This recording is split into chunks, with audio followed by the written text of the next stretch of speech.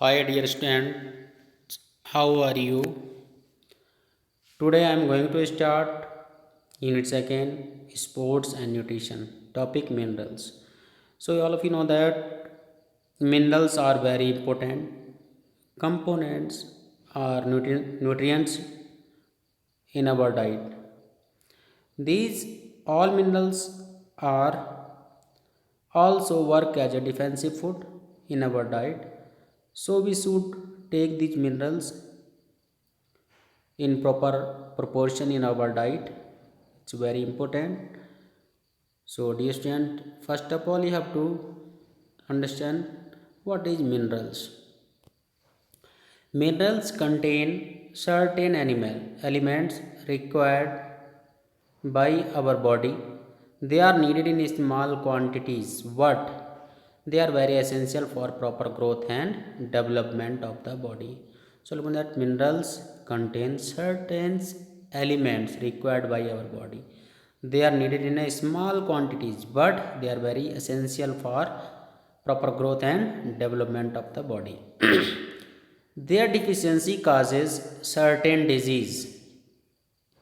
They are supplied in the form of salt by various foods items. The important minerals required by our body are iron, calcium, phosphorus, sodium, iodine, fluoride, chloride, zinc, potassium, copper, etc.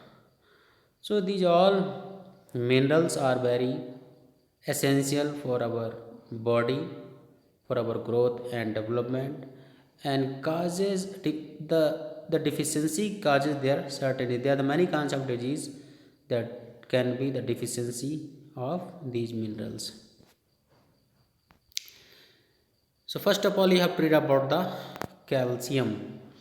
So I'll that calcium is very important macro minerals. It is required for bone and teeth formation. So calcium is basically required for bones and teeth formations. Its deficiency causes rickets, osteoporosis, retarded growth, less height, delay recovery from injury. So rickets, all of you know that what is ricket due to the deficiency of calcium. It can be the rickets that can of the disease in which the children's bones can be deformed, so foot or leg can be deformed. So these are rickets, the deficiency of calcium.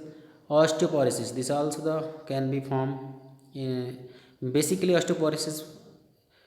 uh, Osteoporosis suffer basically women suffer from the osteoporosis due to the lack of the calcium. So what is osteoporosis? Osteoporosis, the due to lack of the calcium can be our bones very delicate. So calcium is very important for our bones. So it can be retard also our growth if deficiency of the calcium. The proper we can't get the proper growth.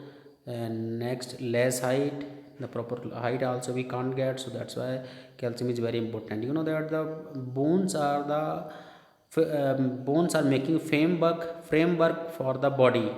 So calcium is very important for the bones. So delay recovery from injury. If in our diet a deficiency of calcium in our body, deficiency of calcium, that if sometimes be injured, then the recovery of from the injury can be delayed. So calcium is very important minerals for our body. So we should take in proper portion. The sources of calcium are milk. So basically calcium is we can take from the milk and milky products, fruits, tomatoes, vegetables, etc. So these all sources, from these all sources we can get calcium in proper portion. So now you will read about the potassium. Potassium, it is one of the important macro minerals required for activities of nervous and muscular system, neuromuscular system. So potassium is very important for our neuromuscular system. It is also help in the water balance of the body. So potassium also it's making the water balance in the body, and neuromuscular system, it is important for the neuromuscular system. So what is the neuromuscular system? So neuromuscular system, you know that when do any kinds of work, our brain give chemical message to our muscular system, but these chemical message convey by the neuron cells. It's a form in our body. So neural cells is a convey message to our body part. Suppose that I have to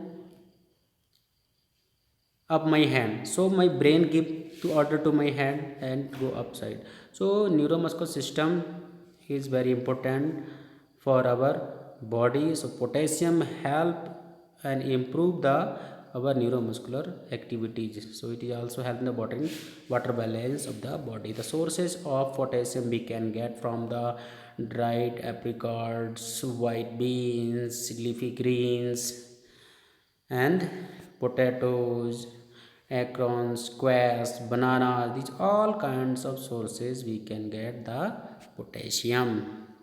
Now dear student, we will read about the phosphorus. So it helps in making the strong bones and teeth. So phosphorus also very important for our bones and teeth, and it can be strong, it may be strong. So all of you know that phosphorus mainly work for our bones and teeth. So its sources of phosphorus: from milk we can get phosphorus, from egg, meat, dry fruit, grain, etc. These all things we can get phosphorus. So distant, I think that you are understanding the what the importance of minerals. Now you'll read about the sodium. So it helps the nervous system for better neuromuscular response. So the sodium also make help for the nervous system for the better neuromuscular response. Its deficiency causes the cramps and tiredness. So why the deficiency of this sodium, we can feel cramps and tiredness. Its sources are common salt, fruit, and vegetables.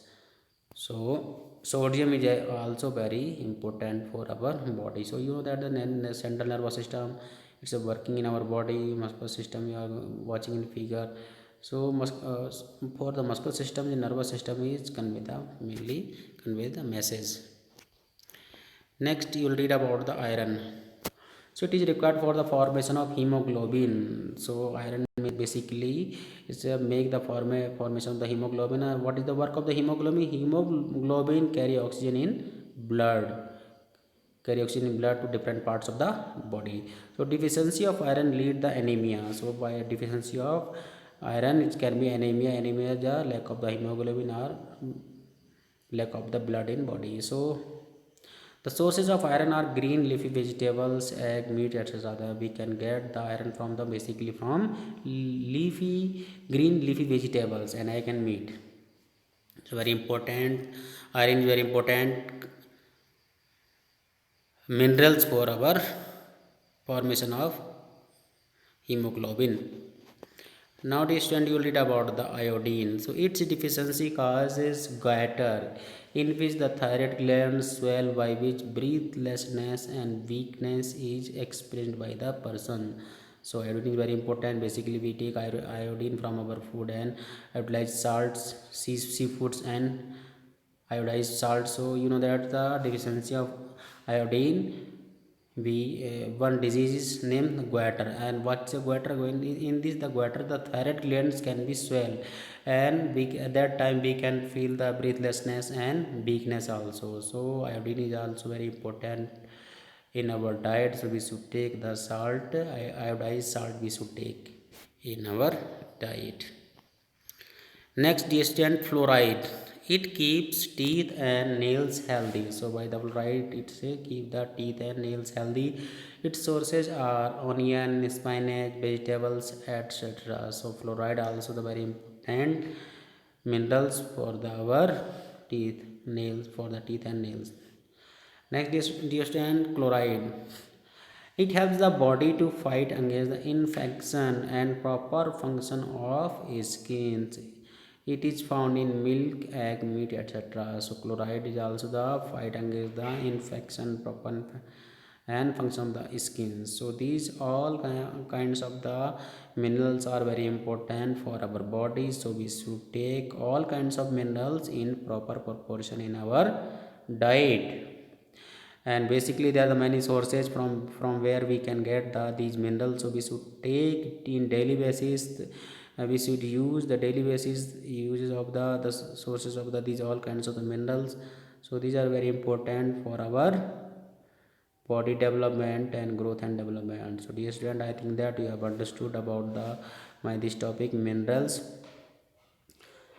And I'm watching that few students they are not active till now. Please complete your work and show me, and whatever work you are doing you have to revise also. Clear? And now we will meet in next PPT in next topic.